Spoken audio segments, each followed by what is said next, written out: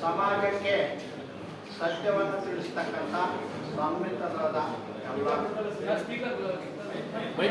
On ಮಾಡ್ಕೊಳ್ಳಿ ಅದ್ರಲ್ಲಿ button ಇರುತ್ತೆ ನೋಡಿ. ಹಾಂ, ಸಮಾಜಕ್ಕೆ ಸತ್ಯವನ್ನು ತಿಳಿಸ್ತಕ್ಕಂಥ ಸಂವಿಧಾನವಾದಂತಹ ಪ್ರಿಂಟ್ ಮಾಧ್ಯಮದಲ್ಲಿ, ದೃಶ್ಯ ಮಾಧ್ಯಮದಲ್ಲಿ, ಸೋಷಿಯಲ್ ಮೀಡಿಯಾದಲ್ಲಿ ಇವತ್ತಿನ ಪತ್ರಿಕಾಗೋಷ್ಠಿ ದಿನಾಂಕ 25/6/2026 ನಮ್ಮ ರಾಜ್ಯ ವಕೀಲರ ಸಂಘದ ಆಡಳಿತ ಮಂಡಳಿಯವರು ಅಧ್ಯಕ್ಷರು, ಕಾರ್ಯದರ್ಶಿ, ಖಜಾಂಚಿಗಳೆಲ್ಲ ನಡೆಸಿರ್ತಕ್ಕಂಥ ಪತ್ರಿಕಾಗೋಷ್ಠಿಯಲ್ಲಿ ಕೆಲವೊಂದು ಆರೋಪಗಳನ್ನು ನನ್ನ ಮೇಲೆ ಮಾಡಿದ್ದಾರೆ.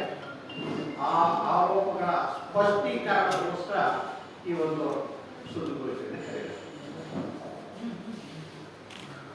ಮಾನ್ಯ ಶ್ರೀಧರ್ ಅವರು ಹೇಳಿದ್ದಾರೆ, ದಿನಾಂಕ 17/9/2025 ನಡೆದ ಕಾರ್ಯಕಾರಿ ಸಮಿತಿ ಸಭೆಯಲ್ಲಿ ಕೋಲಪ್ರೆಡ್ಡಿ ಕಾರ್ಯದರ್ಶಿಯಾಗಿದ್ದರು. ಅವರು ತಗೊಂಡಂತ ತೀರ್ಮಾನದಂತೆ ನಾವು ನೇಮಕಾತಿ ಮಾಡಿದ್ದೇವೆ. ದಿನಾಂಕ 17/9/2025 ಒಂದು ನಡವಳಿಕೆ ನಿಮಗೆಲ್ಲ ಪುಸ್ತಕ ಕೊಟ್ಟಿದ್ದೀವಿ. ಫಸ್ಟ್ ಪೇಜ್ ಆ ಒಂದು ಇದರಲ್ಲಿ ಹಾಜರಿದ್ದ ಸದಸ್ಯರುಗಳು 23 ಜನ, ಗೈರು ಹಾಜರಿದ್ದವರು 12 ಜನ. 12ನೇ ಜನರ ಪೈಕಿ 2ನೇ ಹೆಸರು ನಮ್ಮ ಕ್ರಮ ಸಂಖ್ಯೆ 2 ಟಿ ಕೋಲಪ್ರೆಡ್ಡಿ ಗೈರು ಹಾಜರು. ಕಾರಣ, ನಾನು ನನ್ನೊಟ್ಟಿಗೆ ಕೆಲವೊಂದು ವಕೀಲರ ಮುಖಂಡರು ಮೀಸಲಾತಿ ವಿಷಯದಲ್ಲಿ ಹುಬ್ಳಿಗೆ ಹೋಗಿದ್ವಿ. ಅವರು ಅಂದಿನ ಅಧ್ಯಕ್ಷರಾದ ಕೆಂಚಪ್ಪಗೌಡ ಅನುಮತಿ ಕೊಡೋದು. ಅಂದಿನ ಸಭೆಗೆ ನಾನು ಹಾಜರಿರಲಿಲ್ಲ. ಸಭೆಯ ನಡಾವಳಿಯಲ್ಲಿ ನೋಡಬಹುದು, ಕೆಂಚಪ್ಪಗೌಡ ಸಹಿ ಮಾತ್ರ ಇದೆ, ಕಾರ್ಯದರ್ಶಿ ಅಂತ ಕೋಲಪ್ರೆಡ್ಡಿ ಅವರ ಸಹಿ ಇಲ್ಲ. ಇಲ್ಲಿ ಸಂಘಗಳಲ್ಲಿ ಯಾವುದೇ ಒಂದು ವಿದ್ಯಾಸಂಸ್ಥೆಗೆ ಅದು ಉಪಕರಣ ಕಲ್ತ್ಕೊಳ್ಳೋದಿರಲಿ, ಕಟ್ಟಡ ಕಟ್ಕೊಳ್ಳೋದಿರಲಿ, ನೇಮಕಾತಿ ಇರಲಿ, ಅವರು ತಮಗೆ ಇಂಥ ಸಮಸ್ಯೆಗಳಿವೆ, ಇವನ್ನ ಮಾಡಿಸ್ಕೊಳ್ಬೇಕು ಅಂತ ಕಾರ್ಯದರ್ಶಿ ಅರ್ಜಿ ಕೊಟ್ಟರೆ ಕಾರ್ಯದರ್ಶಿ ಕಾರ್ಯಕಾರಿ ಮಂಡಳಿಯ ಮುಂದೆ ಕಾರ್ಯಸೂಚಿಯಲ್ಲಿಟ್ಟು ಅದನ್ನ ಮಂಡಿಸ್ತಾರೆ. ಕಾರ್ಯಕಾರಿ ಮಂಡಳಿ ತೀರ್ಮಾನದಂತೆ ಆಮೇಲೆ ಅದನ್ನು ಅನುಷ್ಠಾನಗೊಳಿಸ್ತಾರೆ. ಆ ಕಾರ್ಯಸೂಚಿಯಲ್ಲಿ ಇಟ್ಟಿರುವುದು ಇರಬೇಕಾಗ್ತಿದೆ. ಆದರೆ ಆ ಸಭೆಯಲ್ಲಿ ಇರಲಿಲ್ಲ. ನಾನು ಇರುವಂತಹ ಸಮಯದಲ್ಲಿ ತೀರ್ಮಾನ ತಗೊಂಡಿದ್ದಾರೆ. ಏನಂತ, 18 ಪೋಸ್ಟ್ ಕಂಪ್ಯೂಟರ್ ಆಪರೇಟರ್ ತಗೋಬೇಕು ಅಂತ. ಕಂಪ್ಯೂಟರ್ ಆಪರೇಟರ್ ತಗೋಬೇಕು ಅಂತ ಚರ್ಚೆಯ ನಂತರ ಈ ಕೆಳಗೆ ತೀರ್ಮಾನಿಸಲಾಯಿತು. ಆ ಪೇಜ್ ನಂಬರ್ 127 ಈ ಕೆಳಗಂಡ ಪತ್ರಿಕೆಗಳಲ್ಲಿ ಜಾಹೀರಾತು ನೀಡಿ ಸಂದರ್ಶನದ ಮುಖಾಂತರ ನಿಯಮಾನುಸಾರ ನೇಮಕ ಮಾಡಿಕೊಳ್ಳಲು ತೀರ್ಮಾನಿಸಲಾಯಿತು. ಯಾವಾಗ ನಾನಿದ್ದೆ ಯಾವಾಗ 17/9/25 ಈ ರೀತಿ ತೀರ್ಮಾನ ತಗೊಂಡಿದ್ದಾರೆ.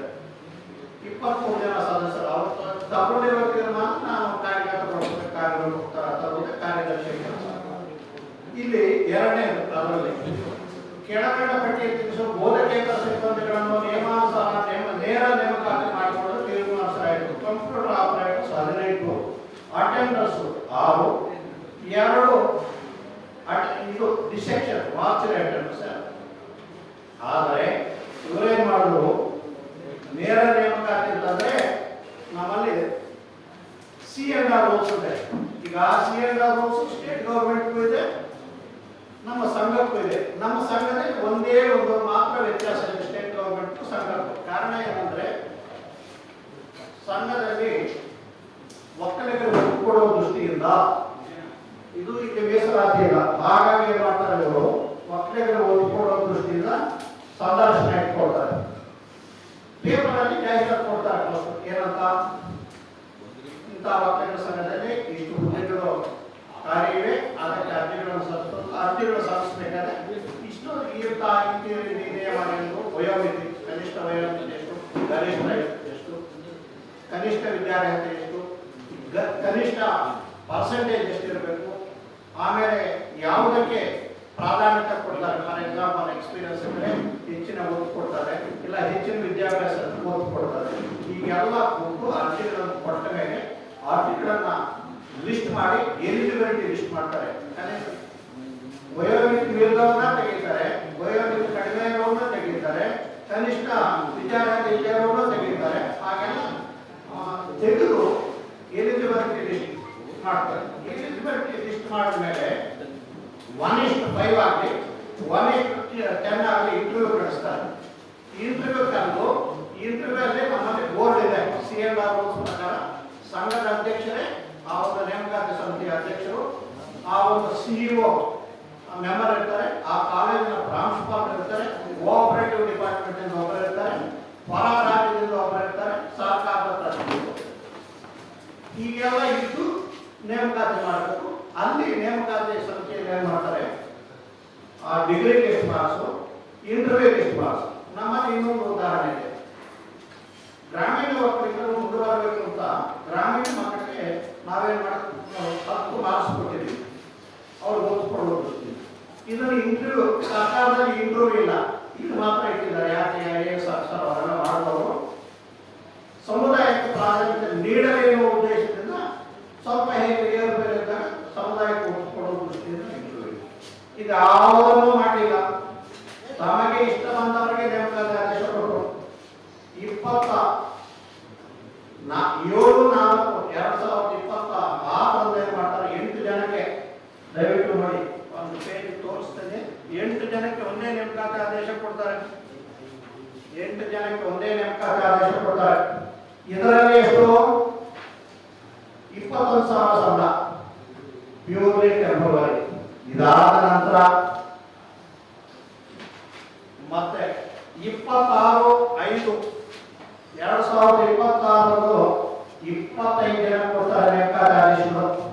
ಇಲ್ಲಿ ಸಂಬಳ ಎಷ್ಟು, ಅಲ್ಲಿ 21, ಇಲ್ಲಿ 30 ಆಯ್ತು, 30,000. ಅದಕ್ಕೆ ನೀವು ಬುಕ್ಸ್ ಕೊಟ್ಟಿರೋದು ನಾನು ಬರೀ ಬಾಯಿ ಮಾತಲ್ಲಿ ತೋರಿಸ್ಬಿಟ್ಟು ಸುಮ್ಮನೆ ಬರಲಿಲ್ಲ. ನಾನು ಬುಕ್ಸ್ ಕೊಟ್ಟಿದ್ದು ಇದೇನಾದರೂ ತಪ್ಪಿದ್ರೆ ದಯವಿಟ್ಟು ನಾನು ಅವತ್ತೇ ರಾಜೀನಾಮೆ ಮಾಡ್ತೀನಿ. ಯಾರಾದರೂ ಪ್ರೂವ್ ಮಾಡಿದ್ರೆ ನಮ್ಮ ನಿರ್ದೇಶಕರು ನೀವು ಕೊಟ್ಟಿರೋ ದಾಖಲೆ ಸುಳ್ಳು ಅಂತ ನಾನು ಅವತ್ತೇ ನಿಮ್ಮೆಲ್ಲರ ಮುಂದೆನೇ ರಾಜೀನಾಮೆ ಕೊಡ್ಬಾರ್ದು. ಇದು 25 ಜನ ಕೊಟ್ಟರು. ಇದಾದ್ಮೇಲೆ ಏನು ಮಾಡೋದು, 27ನೇ ತಾರೀಕು ಆಮೇಲೆ 20 ಕೊಟ್ಟರು, 27ಕ್ಕೆ. ಆಮೇಲೆ 30ನೇ ತಾರೀಕು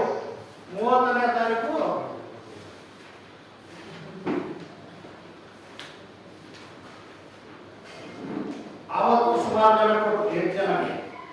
ತದನಂತರ 4ನೇ ತಾರೀಕು ಒಬ್ಬರು ಕೊಟ್ಟರು, ಆಮೇಲೆ 5ನೇ ತಾರೀಕು ಒಬ್ಬರು ಕೊಟ್ಟರು, ಆಮೇಲೆ 26ಕ್ಕೆ ಇನ್ನೊಬ್ಬರು ಕೊಟ್ಟರು. ಅಂದ್ರೆ ತಮಗೆ ಬೇಕಾದಂಗೆ ನೇಮಕಾತಿ ಆದೇಶ ಬೇಕು.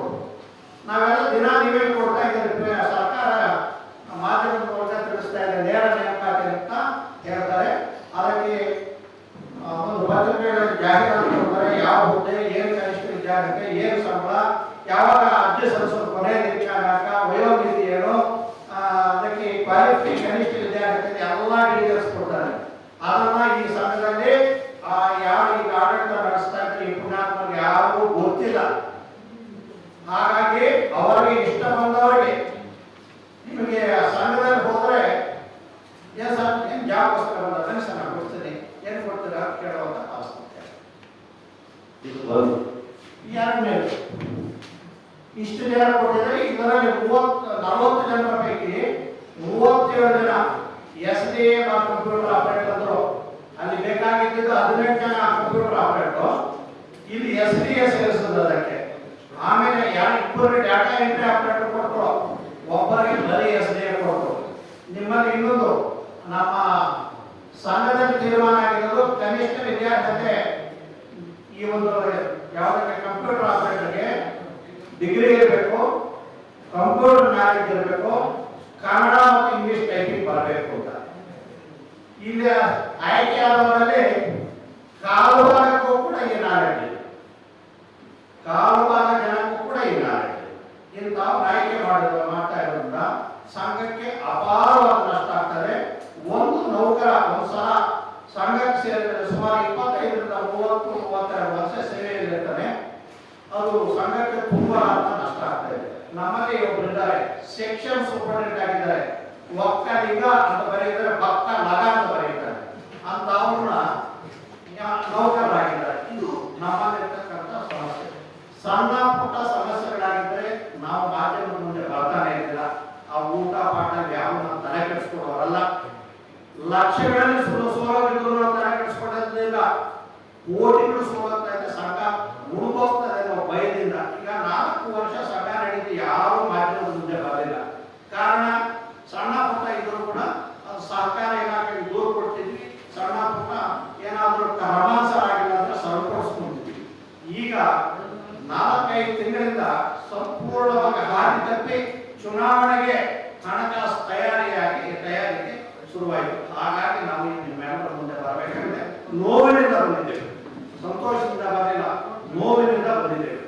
ಇಲ್ಲಿ ಎಲ್ಲರೂ ಅಪ್ರಾಮಾಣಿಕರಲ್ಲ, ಎಲ್ಲರೂ ಪ್ರಾಮಾಣಿಕರಲ್ಲ. ಈ ಅಪ್ರಾಮಾಣಿಕರಿಂದ ಎಲ್ಲರಿಗೂ ಕೂಡ ತೊಂದರೆ ಆಗ್ತದೆ. ಎರಡನೇ ವಿಷಯ,